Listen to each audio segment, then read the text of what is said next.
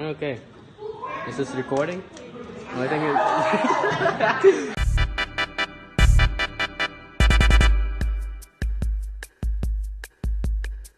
What is up, guys? And today we'll be doing a science experiment. Hi guys, and in this video we're going to show you guys an experiment called swing time. The question we are going to answer in this video is how the average time for the pendulum swing changes when the mass of the washers is constant but the length of the string changes. So let's get rolling. The materials you'll need for this experiment is a stand with a clamp, a large paper clip, a ruler, a 60cm string, a stopwatch. The hypothesis that we make for this experiment, it really depends on you guys. This is our hypothesis. The time of the swing will change every time we change the length of the string. So that's how we do it. And let's so we'll get through the basic of the procedure real quick, because most of the procedure you guys will already wrote in the report. So yeah. So step 1, set the string at 45 degrees.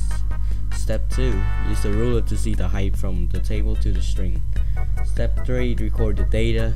Step 4, redo two more trials. This is the first length and the data for 3 trials.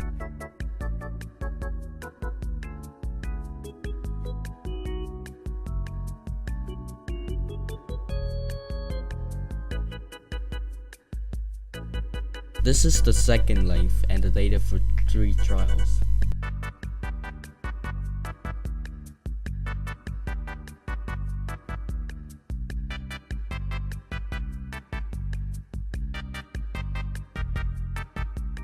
This is the third length and the data for 3 trials.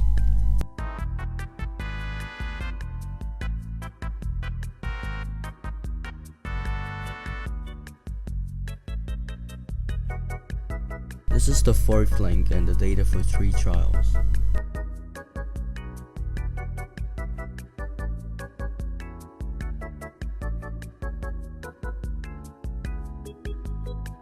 This is the fifth and the final length and the data for 3 trials.